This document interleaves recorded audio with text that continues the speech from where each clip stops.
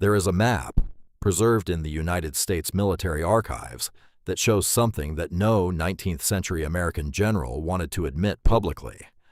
It's a map of operations from the final campaign against Geronimo in 1886.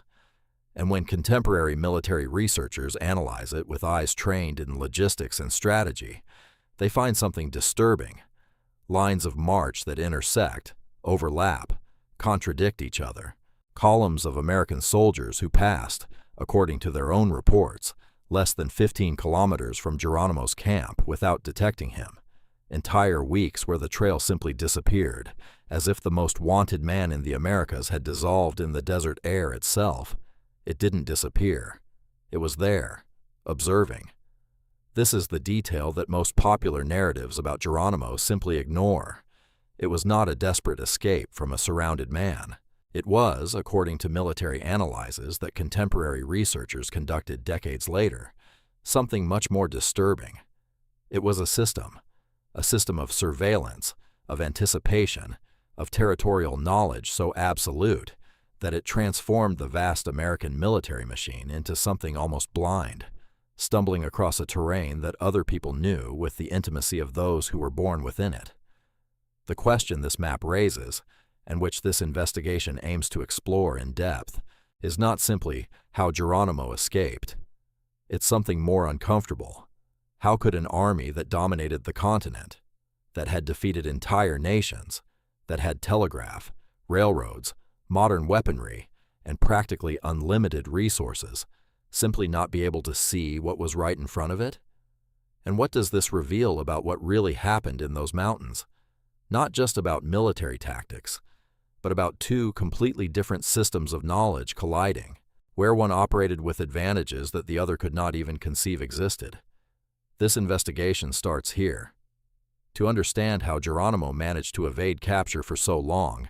it is first necessary to understand something that contemporary military historians repeatedly emphasize, but which rarely permeates popular culture: the fundamental difference between two types of knowledge about a territory.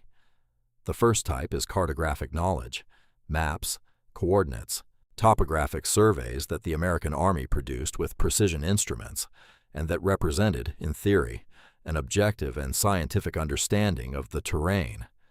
The second type is what military anthropology researchers call embodied knowledge, an understanding of the territory that is not on any map, because it cannot be. It is the knowledge of where water appears after a specific rain in a specific season. It is knowing that a certain rock formation, seen from a particular angle at dawn, indicates the presence of a passage that appears, from any other angle, completely closed. It is the ability to read the behavior of specific birds as an indicator of the presence of water kilometers away.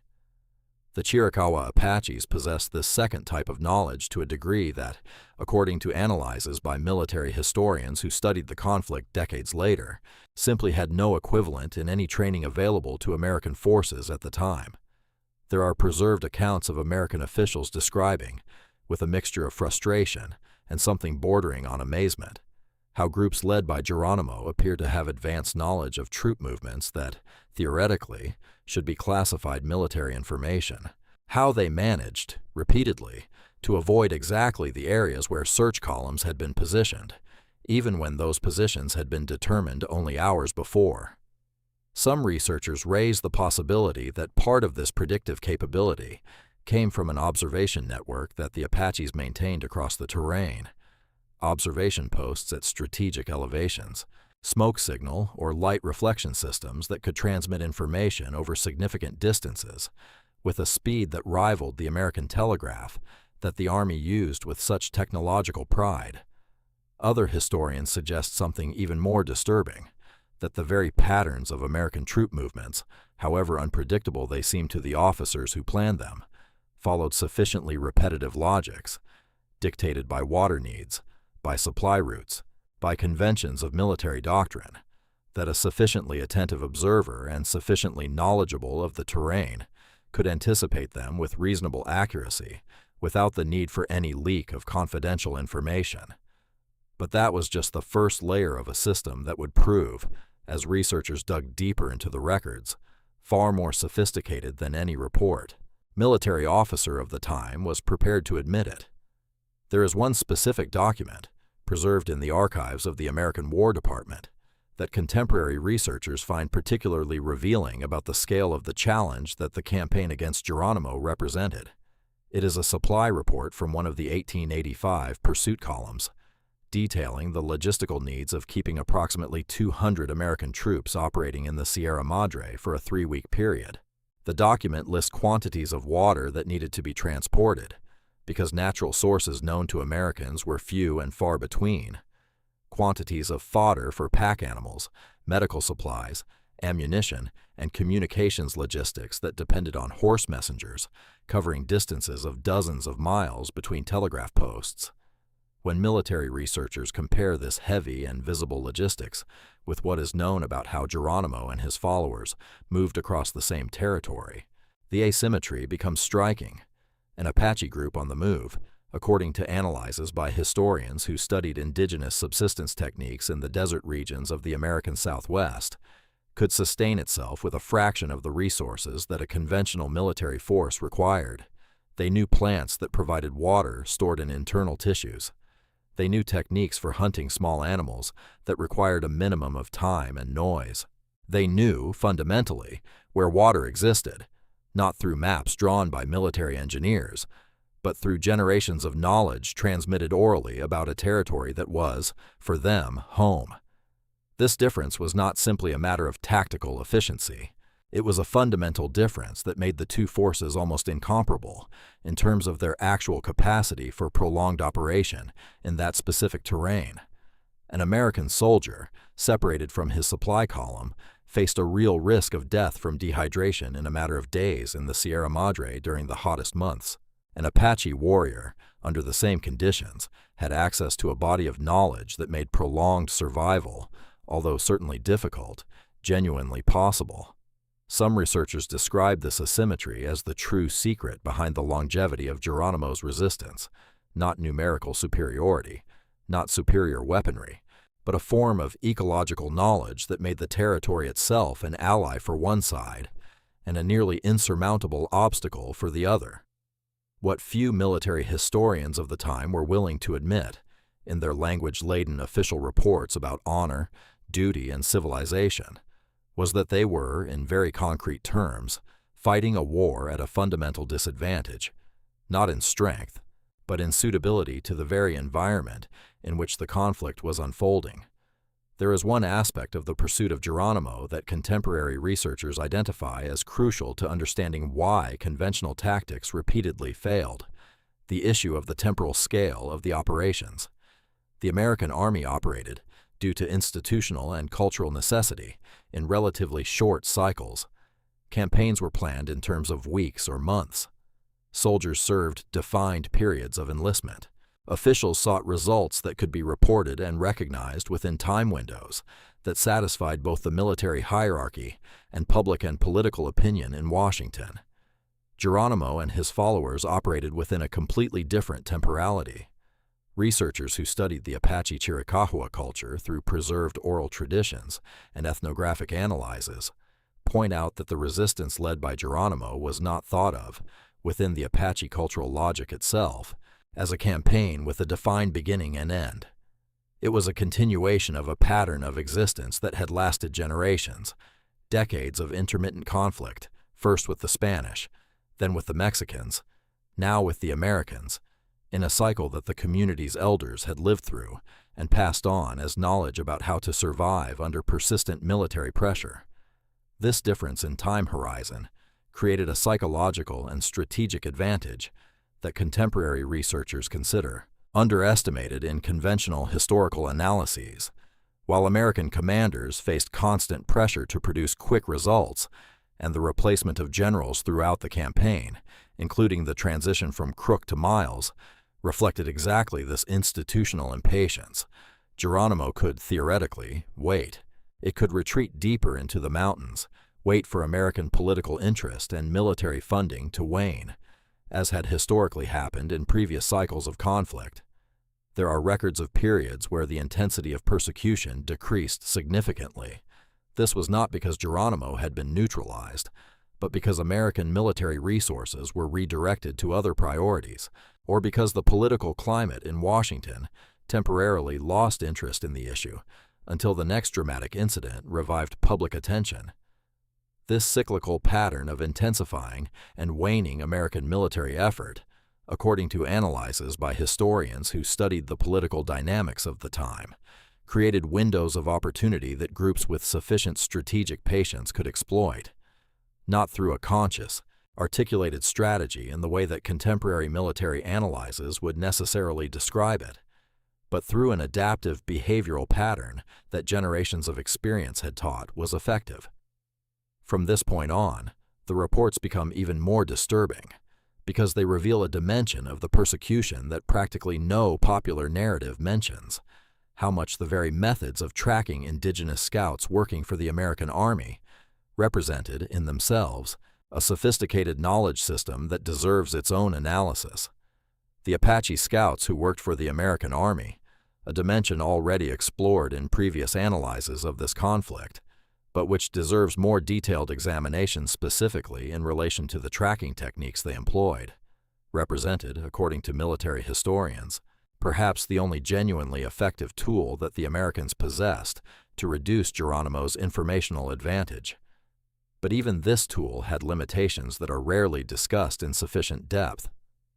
Researchers who have studied Apache Scout reports preserved in military archives identify a revealing pattern. Even exceptionally skilled trackers, operating with in-depth knowledge of tracking techniques, often lost track of Geronimo at specific points in the terrain,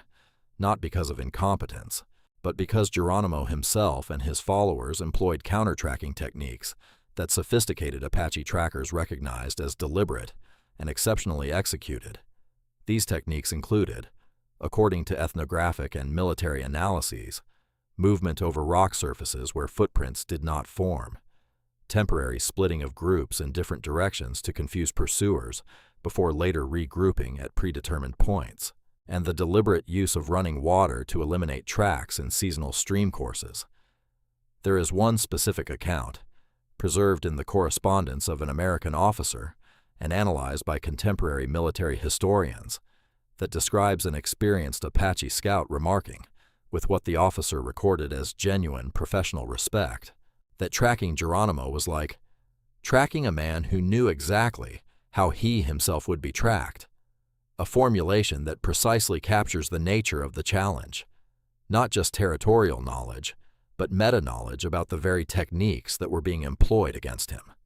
This level of tactical sophistication raises a question that contemporary researchers consider fundamental to fully reassessing the historical figure of Geronimo: the extent to which his prolonged resistance reflected not just determination and passive territorial knowledge,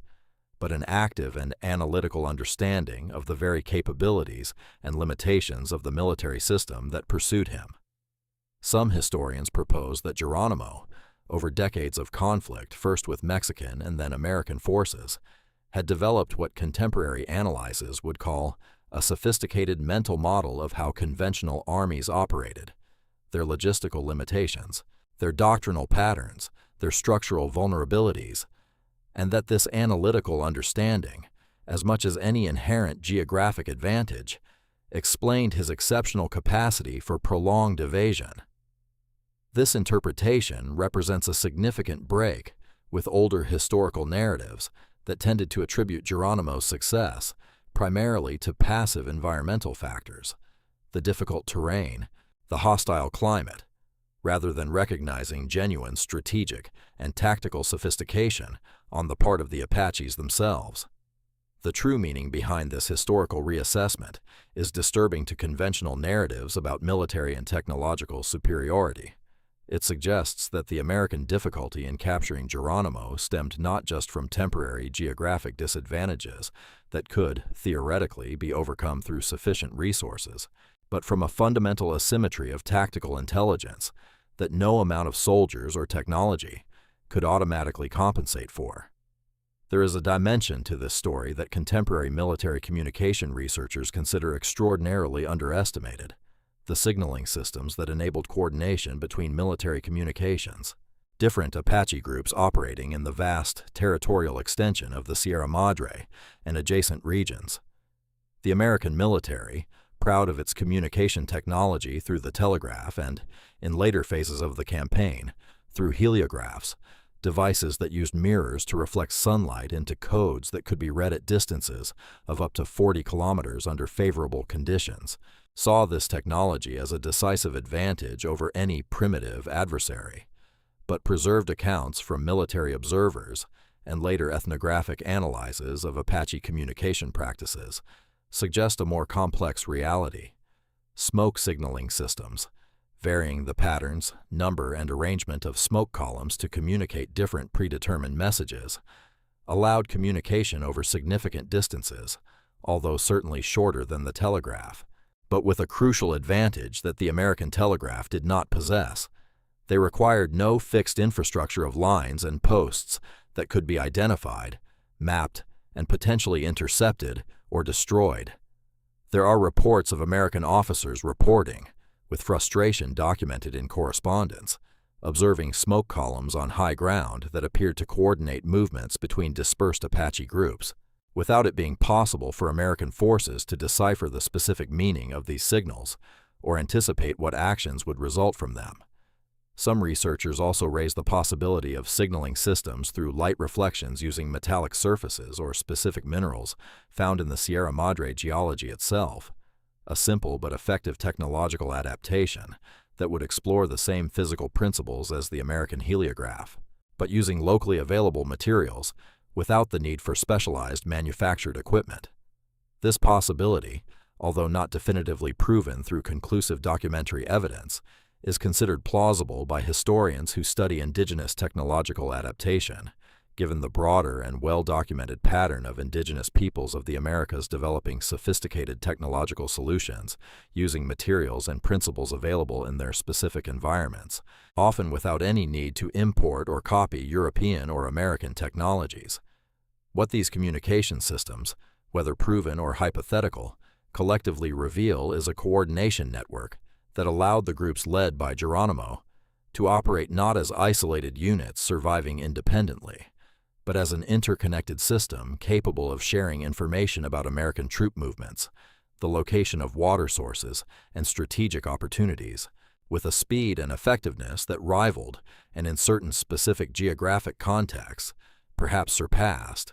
the more technologically advanced but logistically vulnerable communications capabilities of the American military. But if this system of territorial, tactical, and communicational knowledge explained a significant part of Geronimo's evasion capacity, there remained a deeper and more disturbing question that contemporary researchers continue to debate intensely.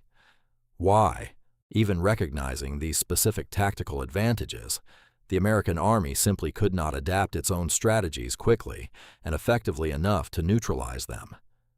The answer that contemporary military historians offer to this question touches on something more fundamental than tactics or technology: the institutional and cultural structure of the 19th century American military itself. The United States military of that period operated within a military doctrine developed primarily for conventional conflicts between formal armies, direct confrontations, battle lines, captures of territory through sustained physical occupation. This doctrine, refined through the relatively recent experience of the American Civil War,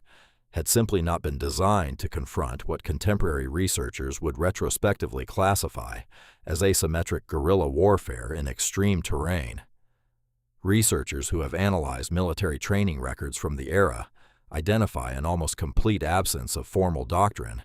regarding counterinsurgency operations in mountainous desert terrain. Officers arriving in the American Southwest to serve in these campaigns often came from completely different military backgrounds, Civil War campaigns in Eastern American terrain, or training at military academies that emphasized European tactics of direct confrontation between organized forces. This doctrinal gap created a recurring pattern that historians identify throughout the campaign: commanders applying solutions that had worked in completely different military contexts, only to find themselves undone. Cover, through repeated and costly failure, that these solutions simply did not translate to the specific conditions they faced. There is a documented pattern of newly arrived commanders initially drastically underestimating the tactical ability of Geronimo and his followers, drawing on racial prejudices of the time that described indigenous peoples as disorganized savages, incapable of sophisticated strategy, only to, after months or years of repeated failure, gradually develop more realistic tactical respect, often articulated in private correspondence in ways that directly contradicted more condescending public statements made to the press and to superiors in Washington.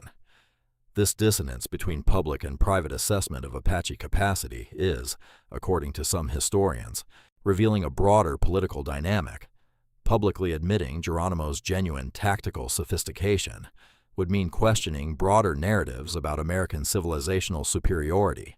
that ideologically justify the entire project of territorial expansion and colonization.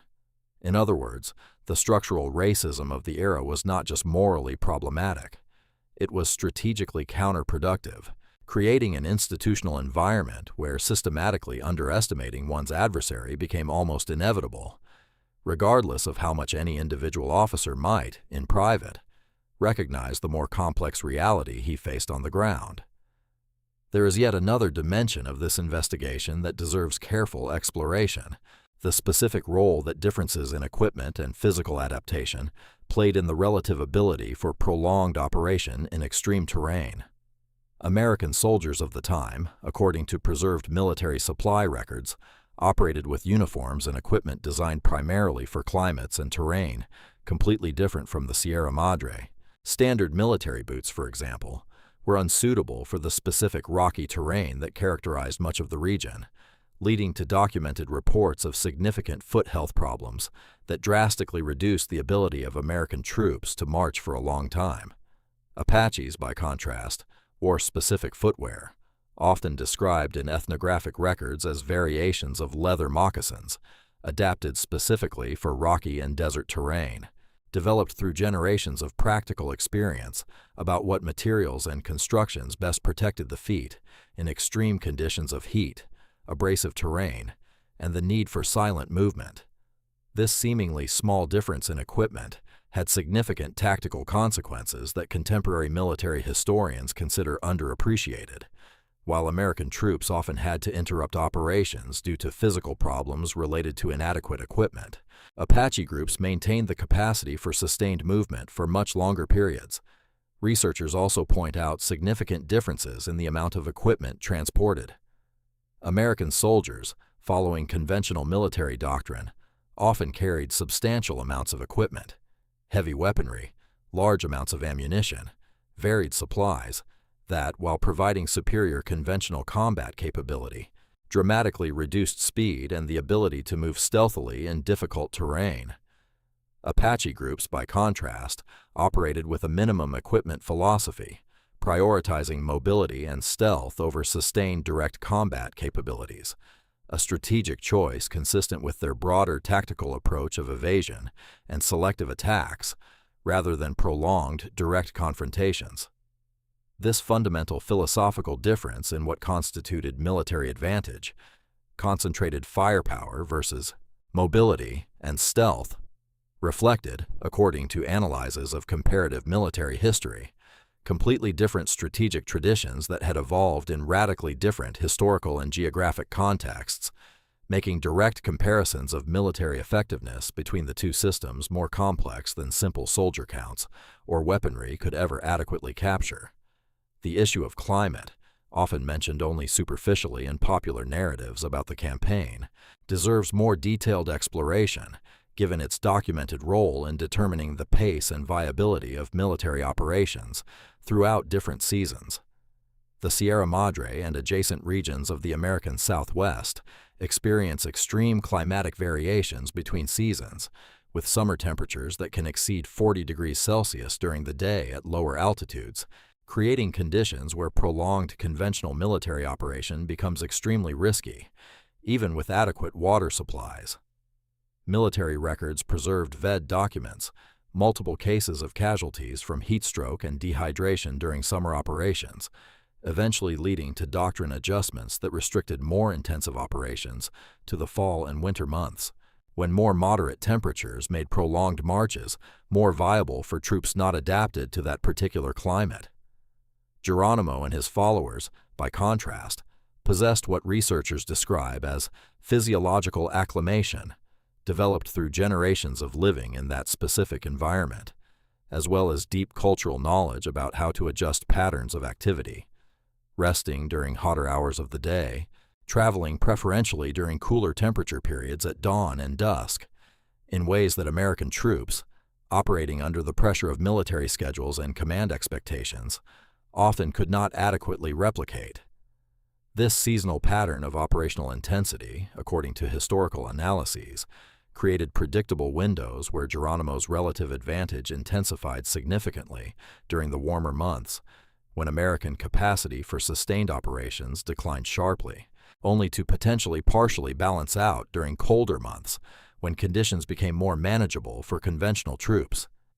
Some historians suggest that this seasonal pattern may partially explain why certain phases of the campaign seemed to progress more favorably for American forces during the fall and winter, only for Geronimo to repeatedly manage to escape or reconstitute significant operational capability during the following summer months, a cycle that repeated itself multiple times throughout the 1880s before the final surrender. There is an often overlooked aspect of this story that military psychology researchers consider crucial: the cumulative psychological impact, both on American troops and Geronimo's own followers, of years of seemingly endless campaigning. For American soldiers, records preserved in diaries and personal correspondence reveal a pattern of increasing frustration, and in some cases documented what retrospective psychological analyses would identify as significant symptoms of what today would be recognized as prolonged combat exhaustion, persistent anxiety, difficulty getting adequate rest even during periods without direct confrontation, and a pervasive sense of pursuing an adversary who seemed, according to descriptions preserved in multiple independent sources, almost supernatural in his ability to evade. This psychological dimension, combined with the spiritual and mystical reputation factors already explored in previous analyses of Geronimo, created an environment where American troop morale progressively deteriorated over the course of prolonged campaigns, potentially further reducing operational effectiveness already compromised by logistical and doctrinal factors. For Geronimo's own followers, on the other hand, researchers who have worked with preserved Apache oral traditions identify a different but equally significant psychological dynamic: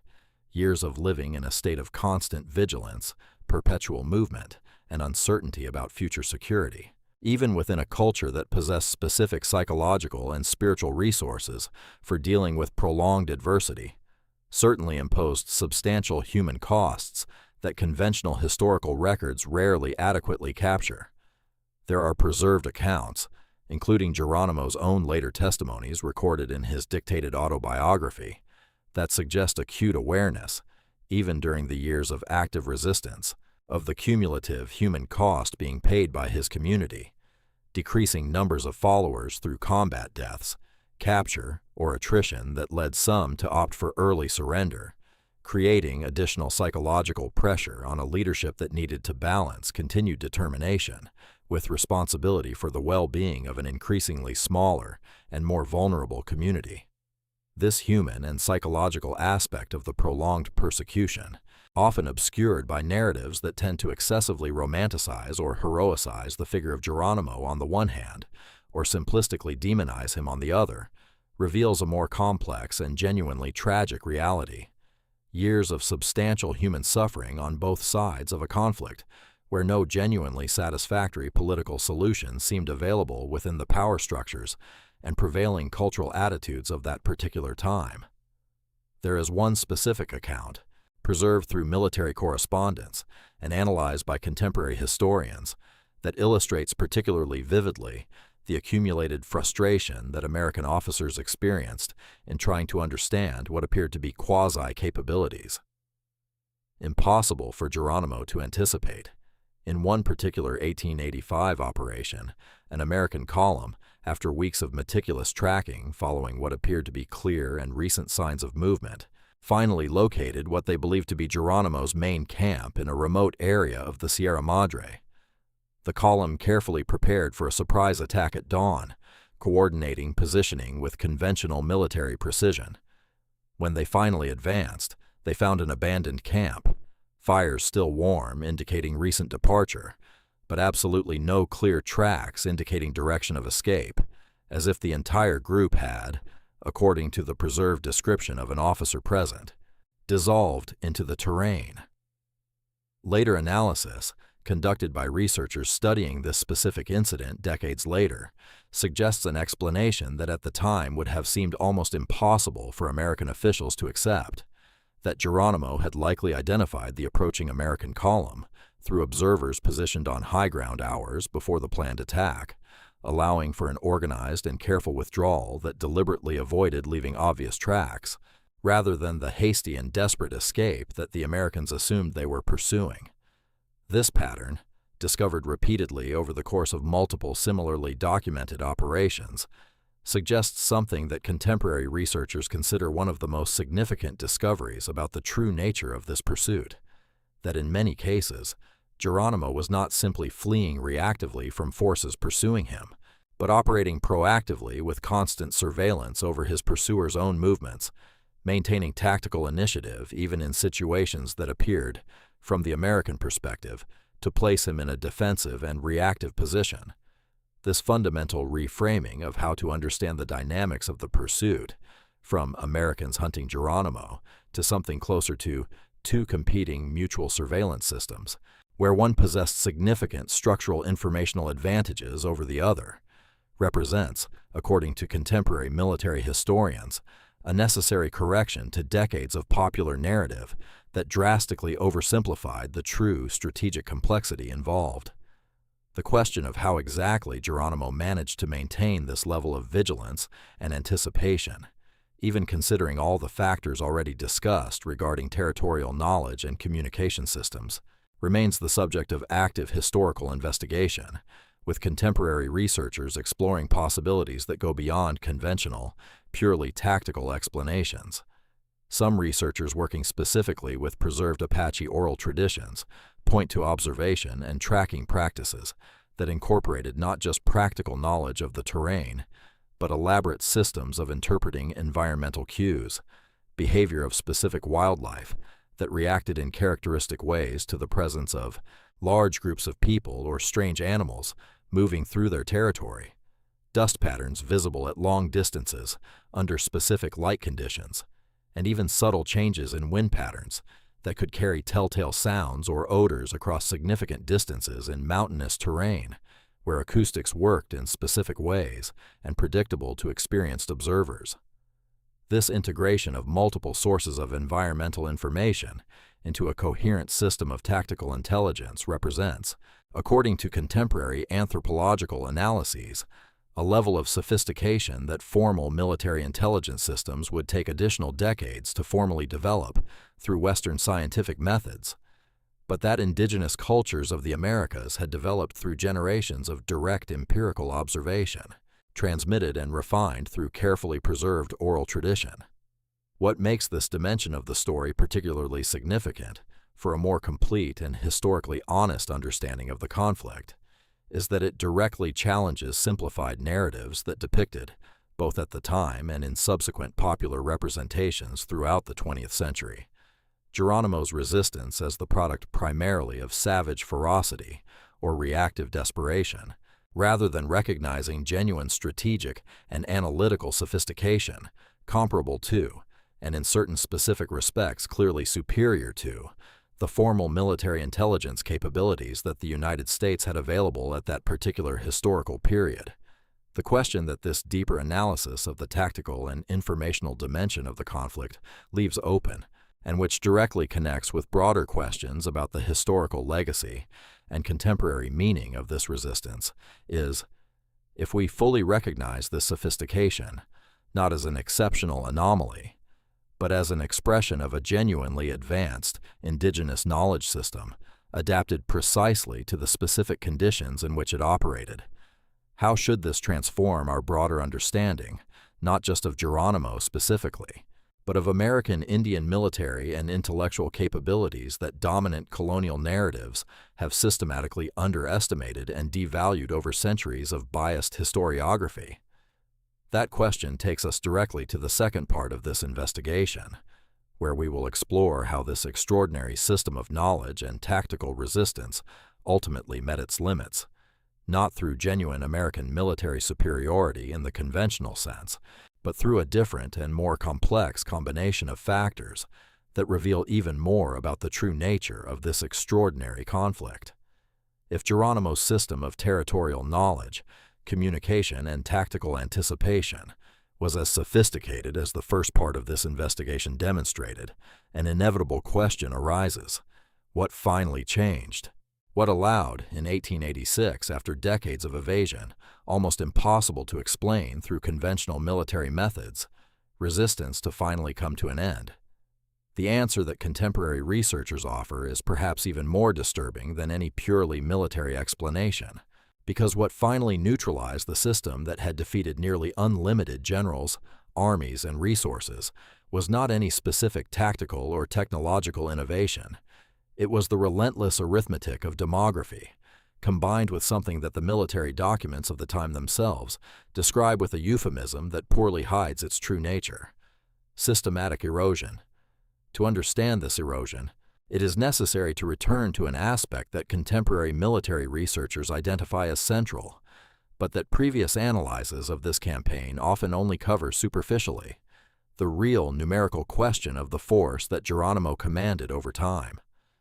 At the beginning of their most intense resistance, in the early years of the 1880s, groups associated with Geronimo could, at certain times of broader mobilization, bring together up to a few hundred people, including fighters, their families, and allies from other Apache groups who temporarily joined the resistance for their own reasons.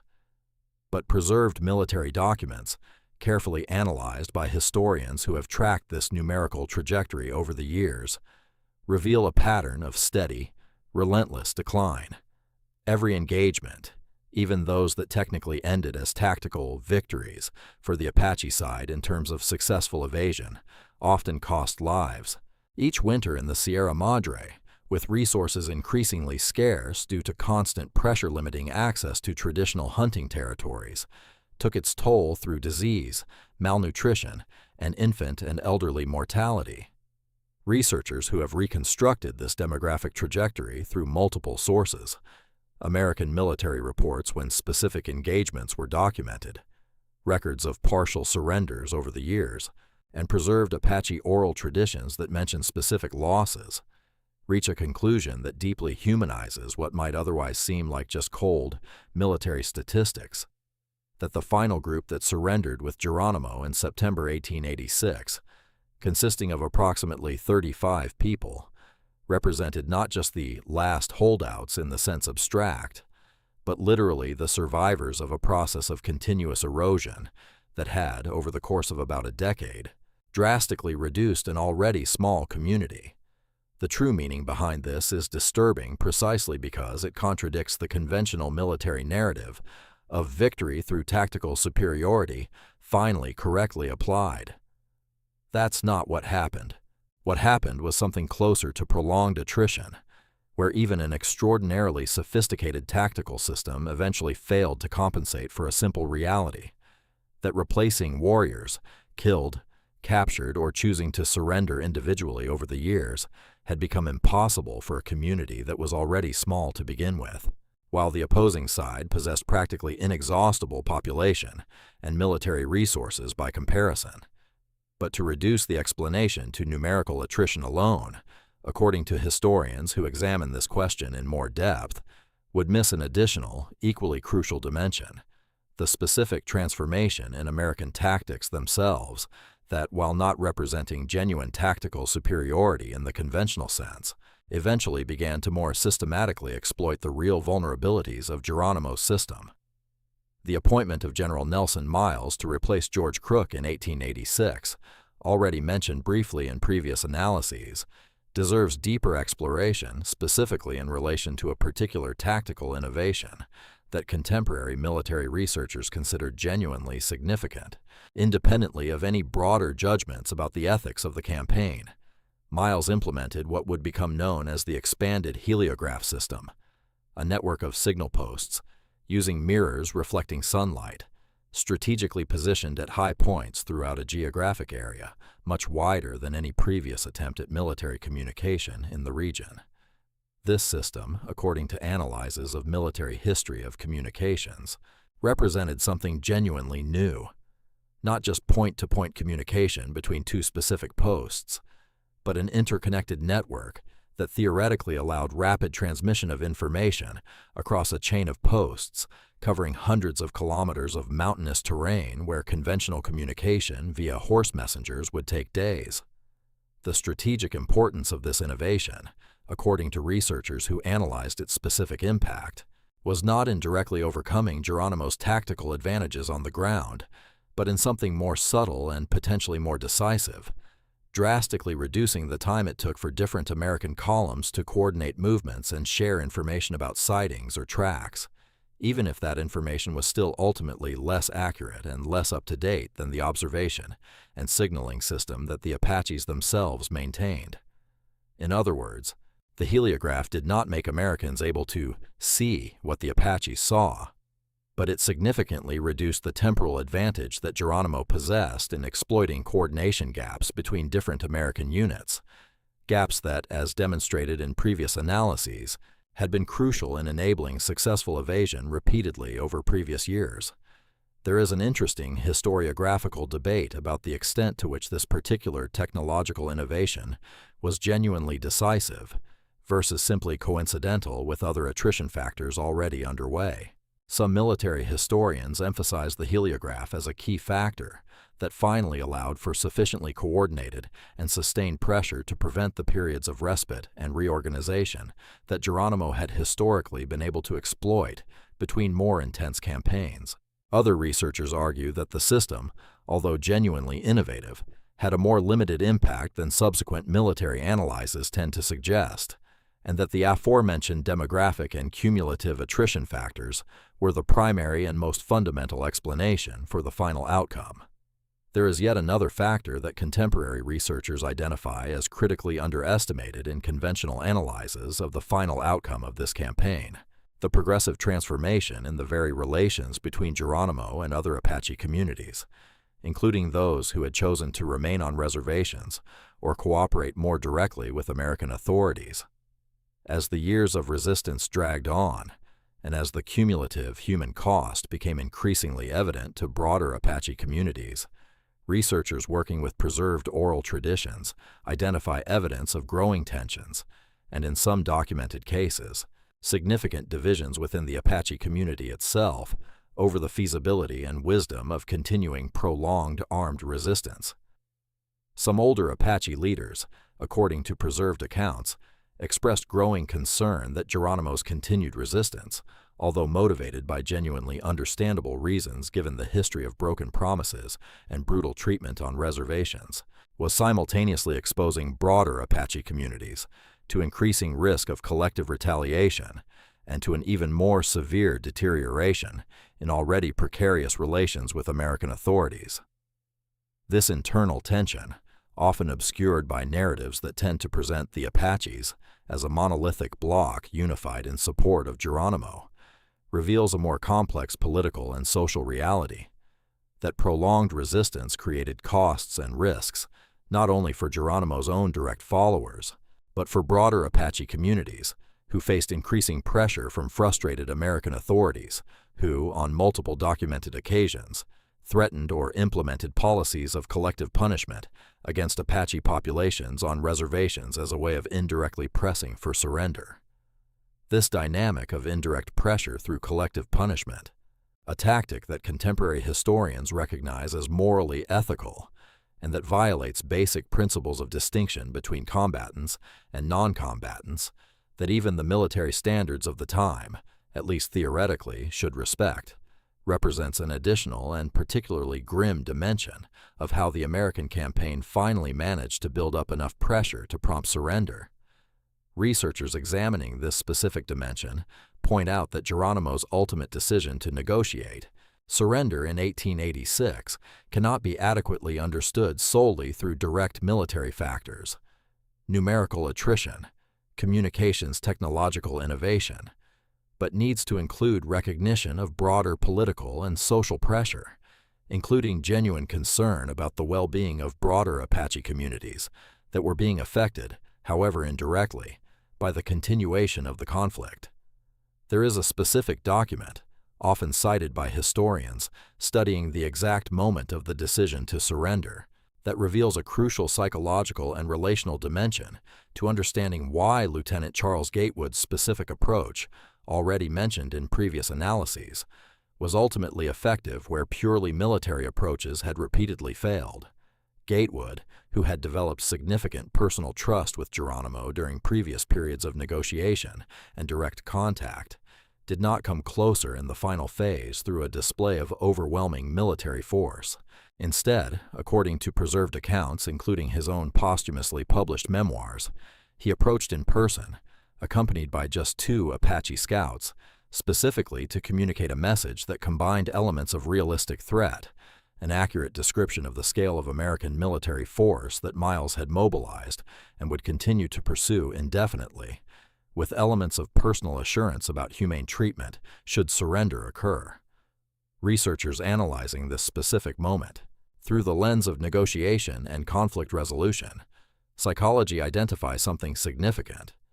that the ultimate effectiveness of this approach lay not primarily in any new information or specific military threat that Geronimo did not already understand through years of direct experience with American capabilities, but in the personal and direct nature of the communication itself, coming from someone that Geronimo had learned, through previous interactions, to regard as genuinely trustworthy within the limits of what any representative of the American government could offer. This observation raises a broader question that military history and conflict resolution researchers find genuinely significant for understanding not just this specific case, but broader patterns in protracted asymmetric conflicts, that personal relationships of trust, carefully built over years even in the context of active armed conflict, may eventually be more decisive for resolution than any additional display of brute military force, no matter how massive. This does not diminish, according to these same researchers, the reality that sustained military pressure and cumulative attrition were necessary preconditions that made Geronimo genuinely willing to consider surrender. But it suggests that the specific timing and manner in which this surrender ultimately occurred depended crucially on a human and relational dimension that purely quantitative analyses of military strength and resources often neglect. The question of the extent to which the specific promises made by Miles and communicated through Gatewood during these final negotiations were genuine versus deliberately deceptive remains the subject of significant historical debate and deserves specific re-examination in this investigation with attention to details that previous analyses have not fully explored.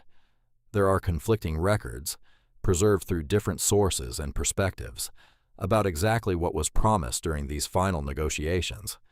Some reports suggest that Miles genuinely intended, at least initially, to seek the Chiricahua's eventual return to Arizona after a limited period of temporary relocation. Other documents, including subsequent correspondence preserved in War Department archives, suggest that officials in Washington, including possibly Miles himself, always knew that political pressure from white settlers in Arizona, who feared and strongly opposed any possibility of the Chiricahua returning to the region, would make such a return politically impossible, regardless of any specific promises made during surrender negotiations. Researchers looking at this question through archival documents more recently declassified or made accessible through more in-depth historical research suggest an interpretation that is perhaps more disturbing than simple calculated deliberate deception: that the American political and military system of the time itself operated through a wave structure, and promises made by commanders on the ground, even when made in genuine good faith, simply had no real binding power over subsequent political decisions made by civilian authorities in Washington, responding to completely different local political pressures. This institutional structure, where military officers on the ground had limited authority to genuinely guarantee fulfillment of promises they made, even when personally committed to honoring them, represents, according to historians who study this broader pattern in relations between the American government and indigenous nations throughout the 19th century, a systemic problem that was repeated in countless other negotiation and treaty contexts, and is not exclusive to the specific case of Geronimo. What this deeper analysis reveals, therefore, is not necessarily deliberate and calculated conspiracy from the outset, but something perhaps even more disturbing: a power structure systematically unable or unwilling to ensure that promises made to indigenous peoples, even when genuinely intended by specific individuals at the time of negotiation, were effectively protected and fulfilled against subsequent political pressures that systematically privileged white settler interests over any prior commitment to indigenous communities. In concluding this investigation into the tactical, strategic, and structural aspects that made the pursuit of Geronimo one of the most extraordinary and revealing episodes in American military history, it is important to return to the fundamental question that this specific second part sought to explore: what really explains why, after so many years where a genuinely sophisticated system of knowledge, tactics, and resistance managed to evade the greatest military power in the Americas, this system finally reached its limit. The answer, as this investigation has demonstrated through multiple layers of analysis, is neither simple nor unique. It was a combination of relentless demographic attrition that no amount of tactical sophistication could indefinitely offset, communication-specific technological innovation that reduced crucial temporal advantages, broader political and social pressure on Apache communities that made continued resistance increasingly costly, not just for Geronimo's direct followers, but for broader Apache peoples, and finally a human and relational dimension of personal trust that proved more effective in precipitating surrender than any additional display of brute military force. But perhaps what this investigation reveals most significantly, and which connects directly with broader questions about how we understand this chapter of American history, is that even this final American victory, achieved through this complex combination of factors, in no way represents confirmation of simple, straightforward military, tactical, or strategic superiority of the kind that conventional historical narratives often suggest. Instead, what emerges is a portrait of two radically different systems of knowledge, organization, and capability,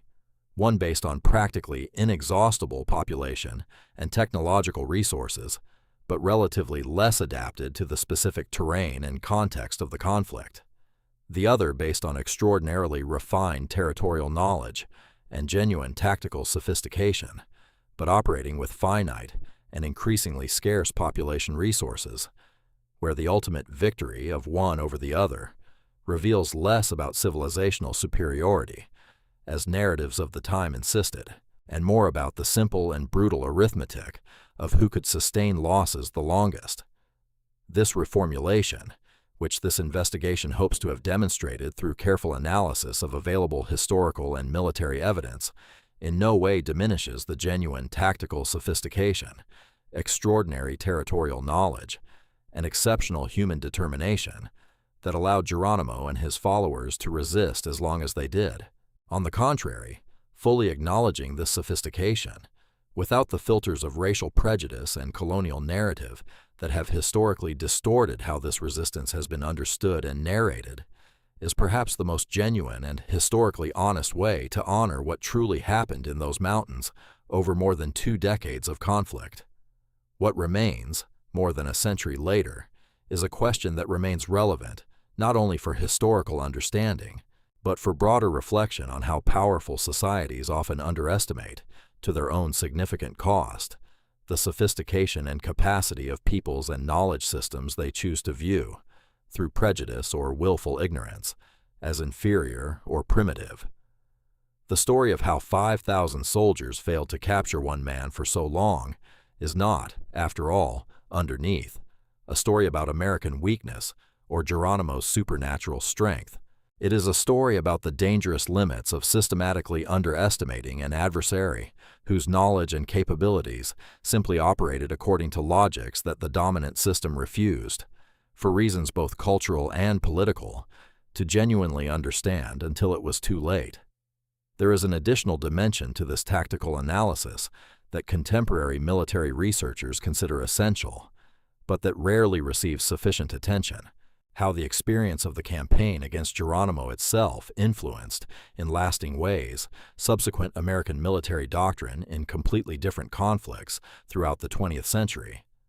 Military historians who study the evolution of American counterinsurgency doctrine identify in the American Southwest Campaign one of the first practical laboratories where American officers were forced to develop, through costly trial and error, principles that decades later would be formalized in military training manuals for guerrilla conflicts in completely different geographic contexts. General Crook himself, whose more sophisticated approach based on intelligence and indigenous scouts has been discussed in previous reviews, is cited by military historians as an important transitional figure, one who, through direct observation and pragmatic adaptation to the specific realities he faced, began to articulate principles about the need for deep cultural understanding of the adversary, extensive use of local intelligence, and recognition that direct military confrontations were often less effective than sustained pressure, combined with political negotiation, which would echo through subsequent decades of American military thinking about conflict. Asymmetrical. Researchers point out, with the historical irony that often accompanies this type of retrospective analysis, that lessons learned through the specific conflict with Geronimo and other Apache leaders would later be applied,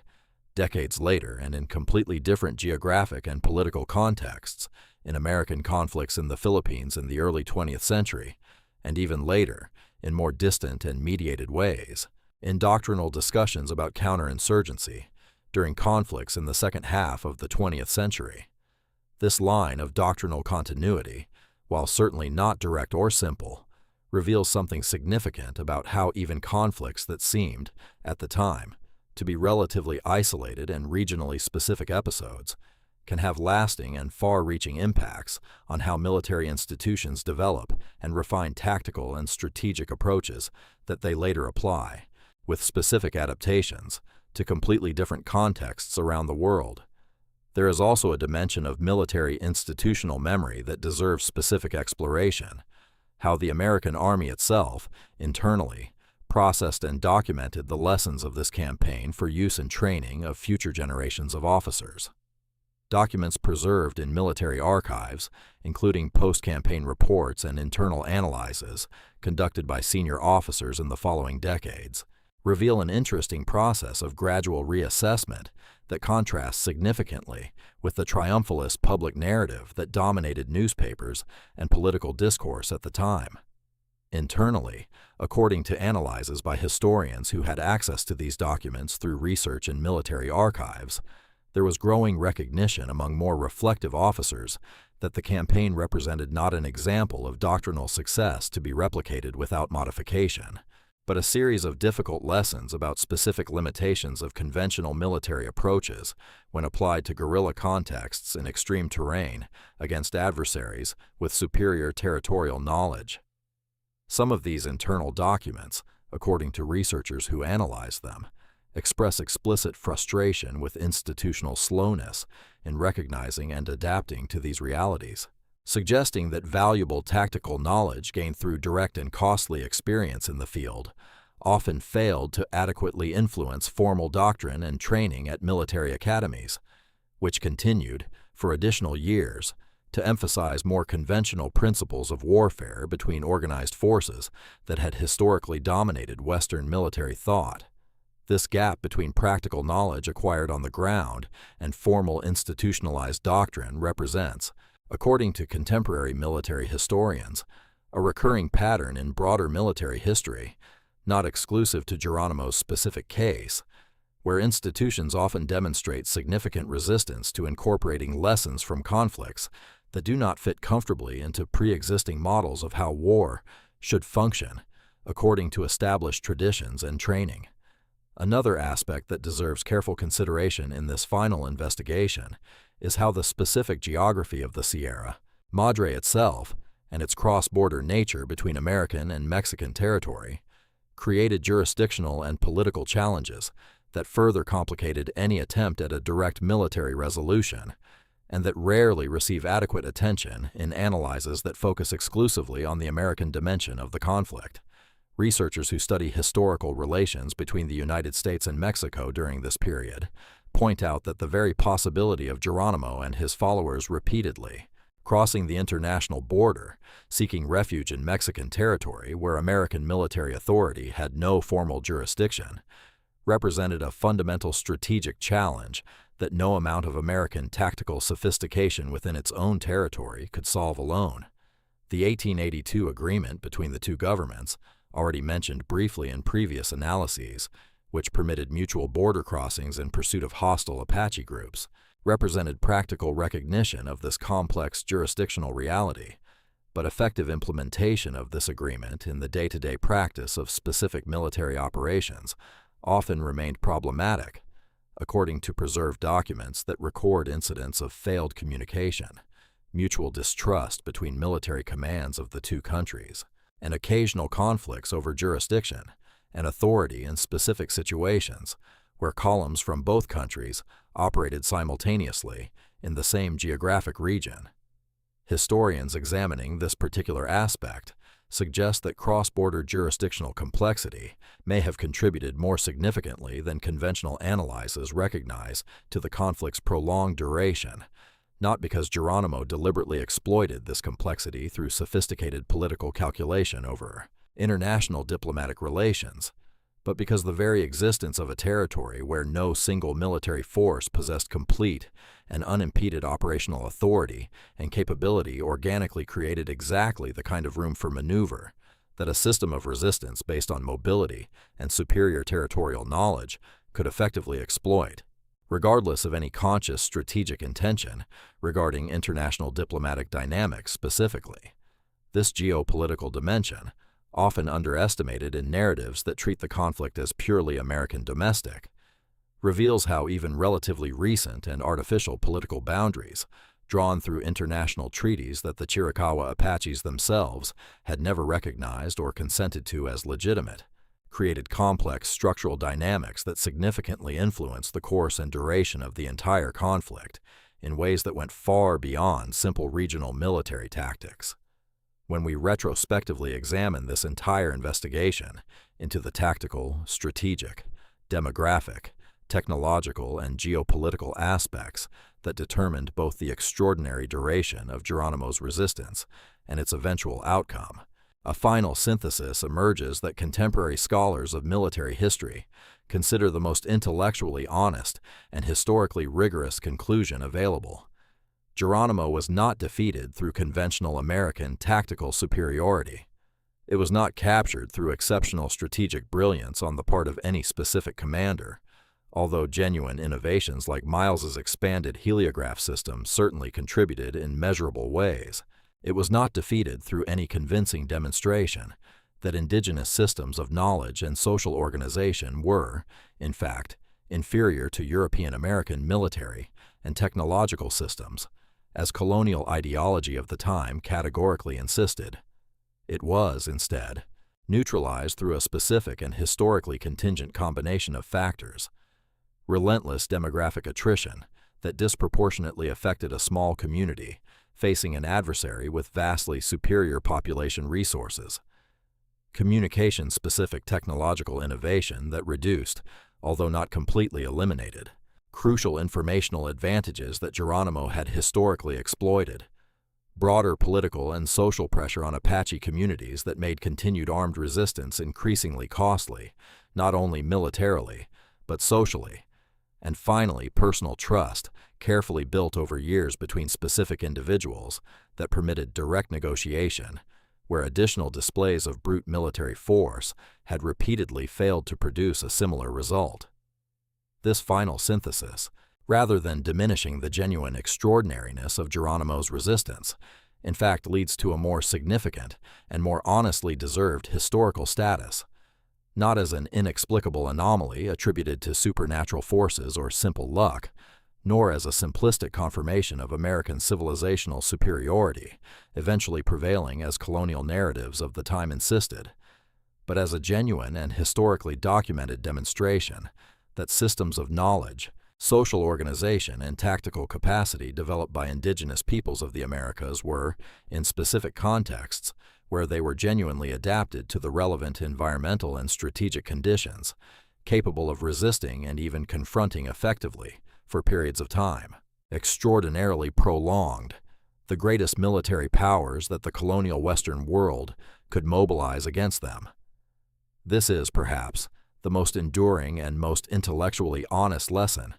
that more than a century of subsequent historical analysis allows us to finally articulate about what really happened in those mountains between Arizona, New Mexico, and northern Mexico, over decades of conflict that permanently transformed both America's understanding of the limits of its own military power and, even more significantly, should transform our broader historical understanding of the genuine sophistication and capability of the indigenous peoples that colonial societies systematically underestimated to their own substantial and well-documented cost. Over centuries of territorial expansion and conquest, sources and reference works for further study: The Apache Wars by Paul Andrew Hutton, Once They Moved Like the Wind by David Roberts, Geronimo's Story of His Life, dictated to S.M. Barrett, National Archives and Records Administration historical records relating to the American War Department, military documentation on the heliograph system in the 1886 campaign, Morris Opler's ethnographic work on Apache tracking and communication practices, comparative military history analyses of asymmetrical conflicts in the 19th century, archives of the Arizona Historical Society relating to the correspondence of American officials during the campaign, posthumously published memoirs of Lieutenant Charles Gatewood,